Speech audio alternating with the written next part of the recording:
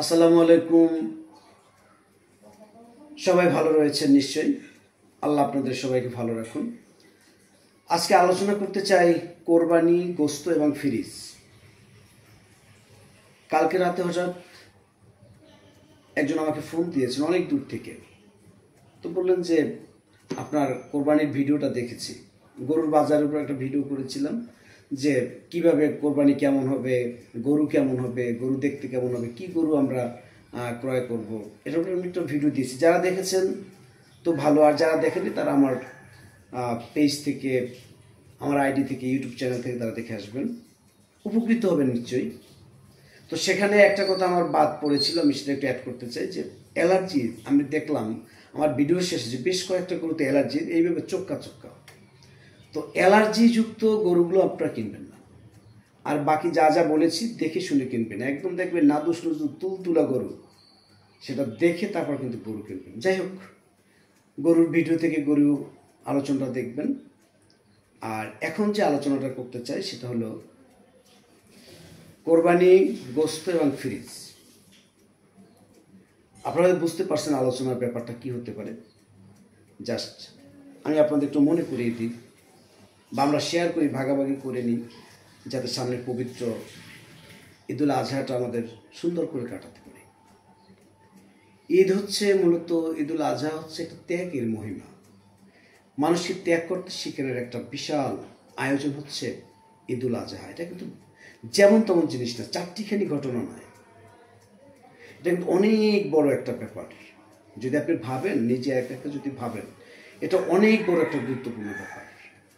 ঈদুল আজহাকে যদি আমরা কেউ সঠিকভাবে আমরা পালন করতে পারি, সেই মানুষটাতে অন্তত সমাজে নেতিবাচক কিছু হতে পারে না। এটা আমার বিশ্বাস, আমার মনে হয় আর কি। আমাদের কোরবানি ওইভাবে হয় না, আমাদের নামাজ রোজা ওইভাবে হয় না, বলে আমাদের আত্মশুদ্ধিও হয় না, আমরা মানুষও হইতে পারি না। এটা সহজ হিসাব। আপনাকে মনে করতে হবে যে আপনার নামাজ ঠিক মতন হচ্ছে না, কোরবানি ঠিক মতন হচ্ছে না, জাকাত হচ্ছে না, অতএব আমি পরিপূর্ণভাবে আমি আগাতে পারছি না। সহজ হিসাব। বাংলাদেশে এবছর গরুর চাহিদা প্রায় 1,25,00,000। এটা কম বেশি হতে পারে। প্রায় 1,25,00,000 মানুষ কোরবানি দেবে। তো গতবারের চেয়ে এবছর কোরবানির সংখ্যা কম। মেবি রাজনৈতিক একটু ঝামেলার কারণে হয়তো, আমি জানি না অতটা, কিন্তু কম হবে। আমার মনে হয় যে গতবারের তুলনায় এবার কোরবানির পরিমাণটা কম হবে। সেই হিসেবে এখন যে কোরবানির শব্দের অর্থ হচ্ছে ত্যাগ করা। আরও শাব্দিক অর্থ রয়েছে। ত্যাগ করা।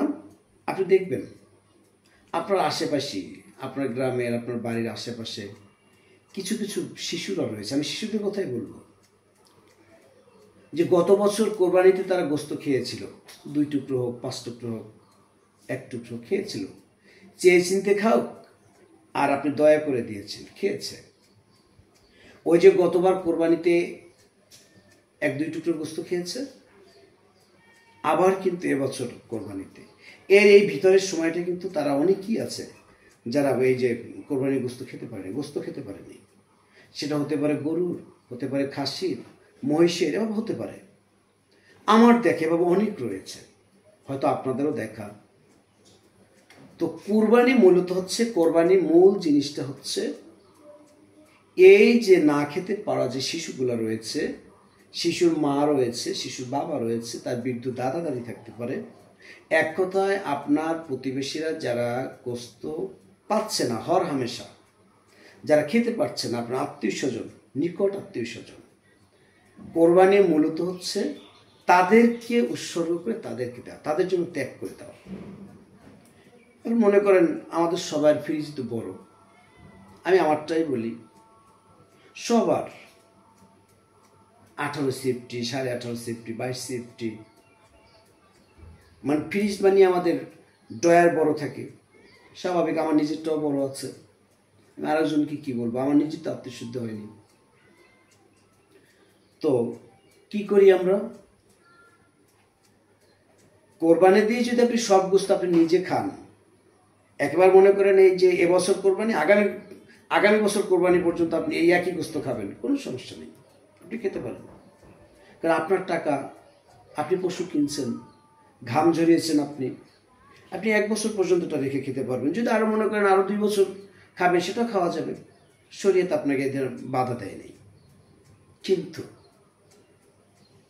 মূল বাধাটা হচ্ছে এই যে এখানে, এই মনে হাটের ভিতরে মূল কোরবানিটা হচ্ছে আপনার নিকটতম প্রতিবেশী যারা গরিব রয়েছে, অসহায় রয়েছে, প্রতিবেশী যারা অসহায় রয়েছে তাদের জন্য। ওই যে বলছিলাম, গত বছর যে শিশুটা 2 টুকরো গোশত পেয়েছে আর এবার পাবে, ওর জন্য কোরবানিটা। আমাদের মূল টার্গেটটা, মূল অ্যাম্বিশনটা, মূল গোলটা হওয়া উচিত যে আমি কোরবানি দিলাম, আমার কোরবানি দিলাম মনে করেন, সাপোজ আপনি এক্সাম্পল ধরেন আপনি 20 কেজি আপনি গোশত পেয়েছেন, 20 কেজি গোশত আপনার পরিবারে কতজন আছে, আপনি অর্ধেকটা রেখে দেন। এতটুকু কনসিডার অন্তত করেন, অন্তত এই বছরটা করেন। 10 কেজি আপনি কি করেন, আত্মীয় স্বজনকে 5 কেজি দিয়ে দেন, আর 5 কেজি আপনার আশেপাশে যে গরিব যে ছেলেরা আসবে, ছোট ছোট ছেলেরা আমি দেখেছি গ্রামে, যে ঈদের দিনে এই যে দুপুরে 11টার পর থেকে, বেলা 11টার পর থেকে 2টা, 2:30, 3টে পর্যন্ত কিছু কিছু শিশুরা আসে, কিছু কিছু মা বোনরা আসে, দেখলে চোখে পানি আসে। মা বোনরা যখন আসে তখন অতটা কষ্ট হয় না, কিন্তু ছোট্ট ছোট্ট মাসুম বাচ্চারা যখন ব্যাগ নিয়ে আসে না, এদেরকে আমরা অনেক সময় পড়াই, কষ্ট লাগে তখন, যে আমারও তো বাচ্চা আছে, 2-3টে বাচ্চা আছে, তো ওরা তো দিব্যি খাচ্ছে দাচ্ছে, আর এই বাচ্চাটা প্রতিটা দরজায় যায় 2 টুকরা 3 টুকরা গোশত, কি তারপরও মুখের ভিতর কি হাসি সন্ধ্যার সময়, আমি দেখেছি এগুলো, আমি চুপি চুপি দেখেছি, হাজারো দেখেছি আমি, আপনিও দেখেছেন, আপনি যদি দেখেননি এমন নয়। তো আমি চাচ্ছি বাংলাদেশে এবছর আমাদের যত কোটি শিশু রয়েছে, ইভেন আমি সরকারের কাছে আমি আবেদন জানাবো, কোন এলাকায় গরিব বেশি সরকার অবশ্যই সেটা জানে, ওই এলাকায় রাষ্ট্র থেকে 500 জনকে প্রয়োজনে একটা গরু কোরবানি করে দিবে, ওই বাচ্চাদের লুটিয়ে দেবে। এবং যারা এলাকার শিল্পপতি এবং যারা ভালো রয়েছেন, অনেক ভালো যারা অবস্থানে রয়েছেন, আমি আপনাদেরকেও বলবো, আপনি কোরবানি দিলেন, পাশাপাশি যে আপনি আর একটা কোরবানি দিয়ে দেন এই বাচ্চাদের জন্য। যে এই আপনার মহল্লায় কত বাচ্চা আছে, মনে করেন 50 জন বাচ্চা আছে বা 100 জন বাচ্চা আছে, আপনি তাদের একটা কোরবানি, একটা গরু তাদের জন্য লুটিয়ে দেন। এমনি করে যদি আমাদের বাংলাদেশের যত শিল্পপতি এবং যারা বড় লোক রয়েছেন, এক কথায় ধনী যারা রয়েছেন, আমরা যদি এগিয়ে আসি এবং আমরা যদি এগুলো লুটিয়ে দিই, যার যার অবস্থান থেকে, যেমন মনে করেন আমি যতটুকু পারি সেখান থেকে, আমি যদি মনে করেন আমার 20 কেজি আমি গোশত ভাগে পাই, আমি যদি 10 কেজি দিয়ে দিই, এটা আমার জন্য অনেক। এমনি করে যার অবস্থান যেভাবে, আমি আশা করবো আমার এই কন্টেন্ট বানানোর উদ্দেশ্যটাই হলো অন্তত এই বছরটা আমরা একটা চালু করি, সমস্ত বাংলাদেশব্যাপী শিল্পপতি যে 5টা দিচ্ছেন, আপনি এবার 10টা দেন বা 7টা দেন, 2টো শুধু আপনি একদম আপনি তালিকা করবেন যে আপনার এলাকায় 100 শিশু আছে, শিশুদেরকে এবার আমরা দেব, এই শিশু 2 কেজি, ওই শিশু 2 কেজি, এভাবে করে এমনি করে এই চালুটা করি আমরা। সম্ভব, দেখেন যে কোনো সময় কিন্তু আমরা মারা যেতে পারি, যে কোনো মুহূর্তে। আমার হয়তো আপনার কোটি কোটি কোটি কোটি টাকা আছে, আমার আর একজনের থাকবে, কিন্তু কাল কিন্তু যখন মারা যাব, একটা কাপড়ে একটা পকেট নাই, একটা পকেট নাই, তো বুঝতেই পারছেন সাথে কিছু নেওয়ার সুযোগ নেই। তাও এইসব শিশুদের জন্য আমরা কিছু করি। আর মাননীয় সরকার বাহাদুরকে আমি বলবো, আমি নিবেদন করব তার কাছে, যে আমাদের রাষ্ট্রীয় কোষাগার থেকে এই যে পথ শিশু যারা রয়েছে, অন্য অন্য ভাসমান যত শিশু রয়েছে যেখানেই আছে, আপনি অবশ্যই জানেন, সেই শিশুদের 100 শিশুদের একটা গরু কোরবানি করে আপনি দিয়ে দেন, সম্ভব। অথবা আপনি এলাকার এই যারা শিল্পপতি আছে তাকে উদ্বুদ্ধ করুন, আপনার কথা তারা শুনবে। আমরা এইভাবে যতটুকু পারি, মিডিয়া আমরা যতটুকু প্রচার করে আমরা পারি, আমরা সরকারের হাতকে আমরা শক্তিশালী করব। এখন ফিরিজ যেন গোস্ত না খায়, আমার এই আহ্বানটা আজকে। গোস্ত আপনি 20 কেজি যদি ভাগে পান, সবটাই আপনি রাখেন, কোরবানি হয়ে যাবে, আমি বলেছি। কিন্তু আপনার কাছে করজোর আমার মিনতি থাকবে, আপনাদের কাছে আমার মিনতি এই, অন্তত 20 কেজি থেকে 10টা কেজি এবছর অন্তত আপনি লুচি দেওয়ার একটা মানসিকতা তৈরি করেন। ফ্রিজ একটু কম খাকে বছর, আপনি যারা অন্তত কোরবানি দেয়, আমি তো বলতে পারি তারা 12 মাস কিন্তু তারা গোশ খায়, 12 মাস। হয়তো কোনো বাড়ি বিয়ে অনুষ্ঠান, কোনো খাতনা অনুষ্ঠান, এই অনুষ্ঠান সেই অনুষ্ঠান, কারণ সমাজে তাকেই বেশি নিমন্ত্রণ করা হয়, তাকেই বেশি দাওয়াত দেওয়া হয় যার আছে। আমাদের সমাজে তাকেই বেশি দাওয়াত দেওয়া হয় যার রয়েছে। অর্থাৎ যার রয়েছে সে কিন্তু প্রতিনিয়ত প্রতি মাসে 2-1 বার সে কিন্তু গোশ খাচ্ছে। কিন্তু ওই যে আপনার বাড়ির পাশে যে ছোট্ট ছোট্ট মাসুম বাচ্চা, ও কিন্তু 365 দিনে একদিন শুধু গোস্ত দেখেছে। কোরবানিটা ওর জন্য।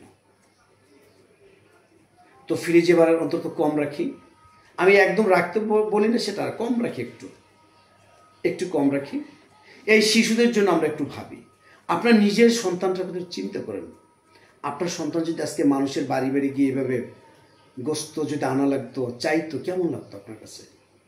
সেদিকটা একটু বিবেচনা করে এবছরটা আমরা সবাই, সমগ্র বাংলাদেশের যারা কোরবানি দেব, আমাদের সবাই টার্গেট থাকবে আমরা অর্ধেক এবার লুটিয়ে দেব। সবাই ভালো থাকবেন। কেউ যদি আমার উপরে রাগ করে থাকেন, ক্ষমার চোখে দেখবেন। আপনার সন্তান কোথায় রয়েছে খবর নেবেন। ভালো থাকবেন। কোরবানি ঈদুল আজহা সকলের জন্য সুন্দর হোক। ত্যাগের মহিমায় আমরা সকলে শান্তিতে থাকি। এই দেশের সবাই আমরা শান্তিতে বসবাস করি। ভালো থাকবেন। আল্লাহ হাফেজ।